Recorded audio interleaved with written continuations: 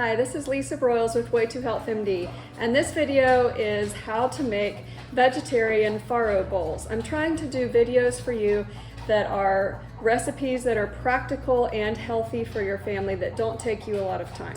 So I had some leftover farro from the other night, and I thought, what can I do with this? I also had some vegetables from my garden, such as some squash and some cucumbers. So I'm blending all that together in a healthy meal. Today is Monday. I do a meatless Monday, much to my teenage son's chagrin.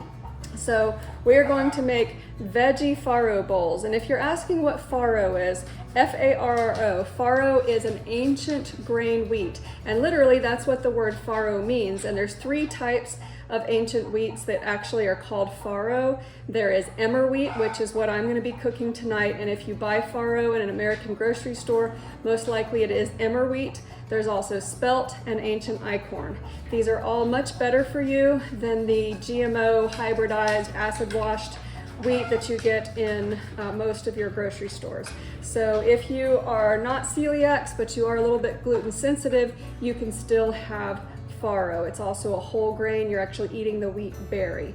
So I have already cooked my farro. I've added a little bit of olive oil, a little bit of garlic, a little bit of salt.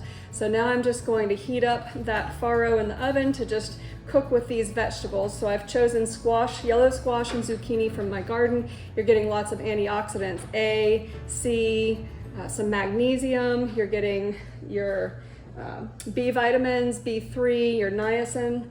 So I've got bell peppers, you're getting lots of antioxidants here. We've got garlic, fighting cancer, fighting yeast. We've got onions, that's a great antifungal as well as antiviral. You've got avocados, lots of good fiber and protein, and again, magnesium and some of your B vitamins. Then I've also got to put on fresh.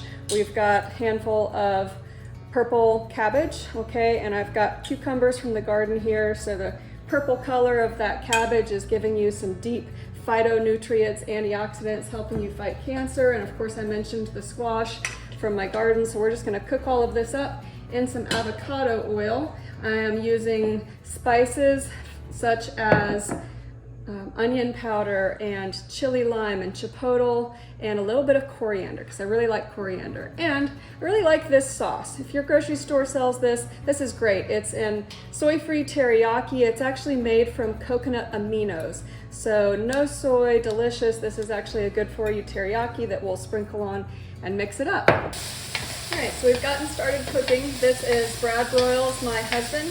He is also a physician, so he's going to take us through the steps of cooking this up.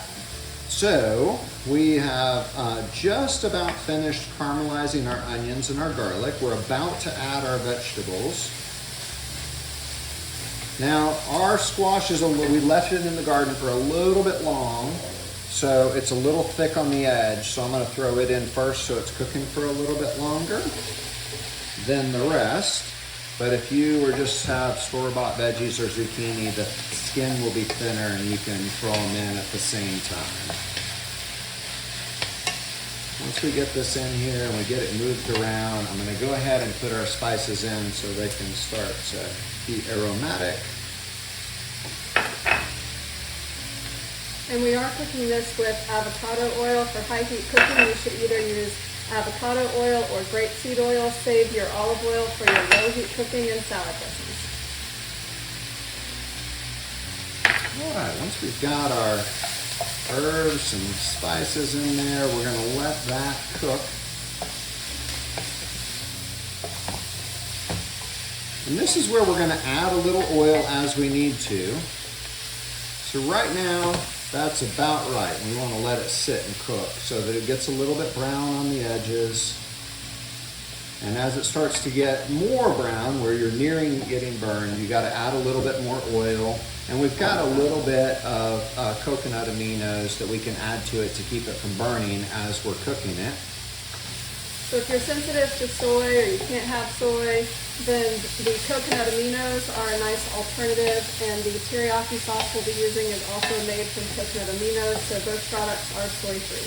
All right, so we've put a little bit of coconut aminos in it. And we're getting to a place where we want to add a little bit of our teriyaki. Just splash it in there generously. Same thing with your coconut aminos. You're on a high heat pan, so just have it all the way up and let it cook all that liquid off. At the same time as it's kind of absorbing into your zucchini and your squash. Smells good. I think so too. So we're finished. This is about what it should look like. The key is to burn off all the liquid so that you're left with this kind of really thick, delicious sauce that's mixed in with your veggies. This is about how much farro you're going to put on the bottom of your bowl. And this is a completed bowl with the vegetables, some avocado, our cabbage, and a little bit of feta if you want it over the top if you don't have a problem with cheese. Enjoy.